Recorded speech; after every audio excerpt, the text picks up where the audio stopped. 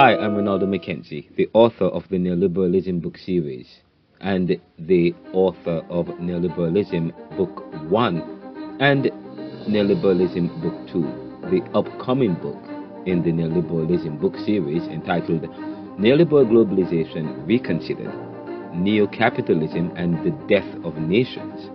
And we are tweaking the title a bit. It's going to be entitled Neoliberal Globalization Reconsidered, Unfair Competition and the Death of Nations, because unfair competition is not a characteristic or only of capitalism or what we now call neo-capitalism, but it is also a characteristic of other forms of economic forms. So we're talking about Marxism, or pseudo-communism, which is a false form of Marxism, or what Karl Marx had intended in his utopic society. But in today's episode of the Neoliberal Realm podcast, I want to share with you an important concept and an important excerpt of the book that speaks to present realities, of the present day realities in the Caribbean and the world, as it relates to the issue of unfair competition and how this competitive drive has come to impede post-independent countries of the global south. In Neoliberalism Book 2, I write that Guyana found oil a few years ago, and many in the Caribbean had hoped that this would change the economic trajectory of Guyana. But it has not. Guyana only gets back about 12% after paying our US companies 78% for the cost of getting the crude oil. Now recently, Jamaica found oil. The question is, will this opportunity also mirror Jamaica's experience of bauxite in 1957, when they hoped it would secure a strong and competitive economy, but ended up paying more than they received for the resource? Will it mirror what Guyana is experiencing today? In my upcoming book, Neoliberalism Book 2, Neoliberal Globalization Reconsidered, Unfair Competition and the Death of Nations, I explore the complexities of global resource economies and how they shape the fortunes of smaller nations, particularly those in the Caribbean. One striking example is Guyana, a country that found oil a few years ago, which I'm here repeating myself. But this discovery ignited hope throughout the region that Guyana's economic trajectory would shift dramatically, propelling it toward prosperity. Many believe that oil wealth would be a game changer, driving development, reducing poverty, and creating opportunities for local citizens. However, the reality has been sobering. Despite its oil wealth, Guyana faces a situation where the benefits of the resource largely flow out of the country. Guyana retains a mere 12% of the revenue, and with 78% going to US companies to cover extraction and operational costs. This raises questions about the fairness of such agreements and whether this is another instance of economic exploitation that mirrors historical resource extractions in other Caribbean nations, and also a continuation of post-industrial countries enacting policies that continue to deepen or to create the fortunes or the misfortunes of countries of weaker nations. We have seen the issue of debt created by structural adjustment, but now we have moved beyond structural adjustment and to now, because these countries are weaker, as we think about the idea of these countries becoming emerging economies, the fact that they are finding resources, their inability, the fact, and many of these countries lack the capital intensive and that kind of capability. They are now relying on the post-industrial countries who are taking advantage of them. Now, Jamaica's experience with bauxite in 1957 is an illustrative cautionary tale.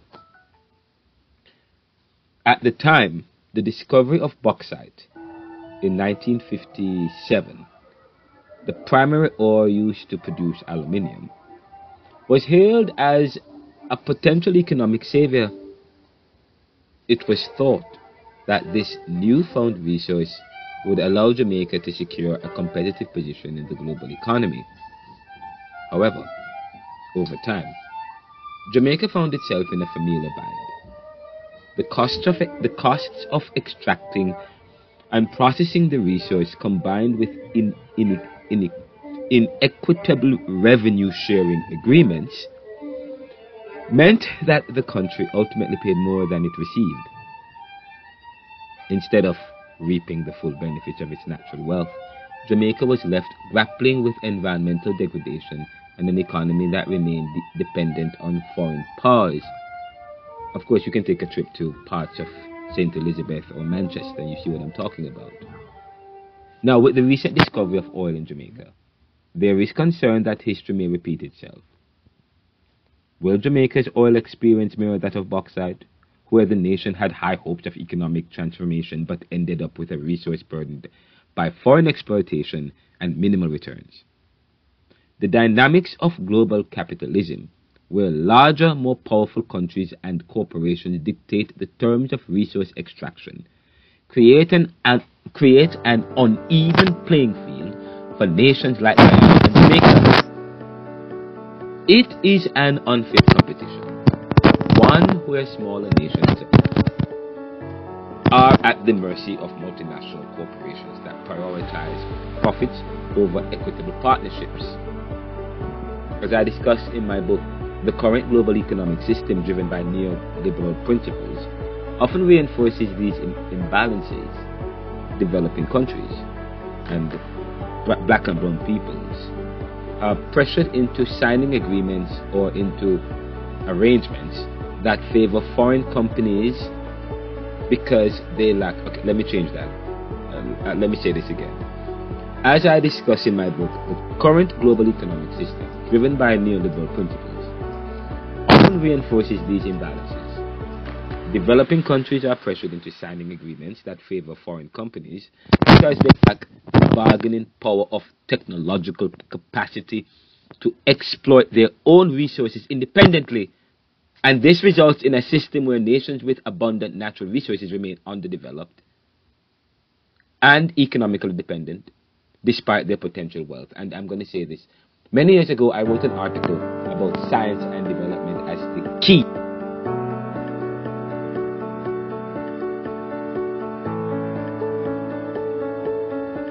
competitiveness and developing some kind of advantage. There has been no indication since 1999 to now that these countries have really sunk their teeth and taken advantage of the opportunities that to be gained from investing in infrastructure and also in growing their economies and their societies so that they can have high machines and high technology to do the kind of thing that they are relying on foreign or post-industrial countries.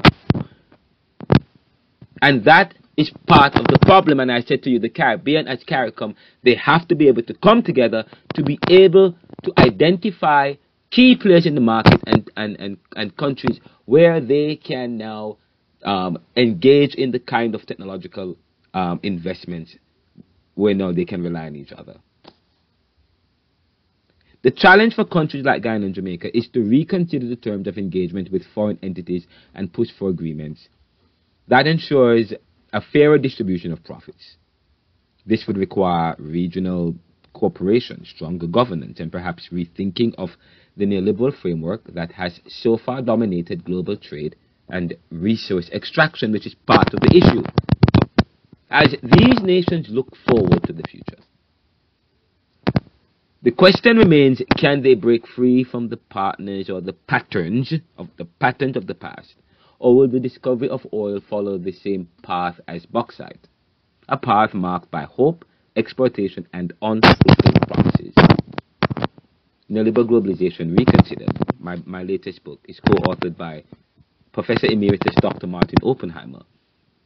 And it will be available shortly via store.theneoliberal.com or via our Spark partners who will have the right to distribute the book globally. Now, Neoliberal Globalization Reconsidered is book 2 of the Neoliberalism book series.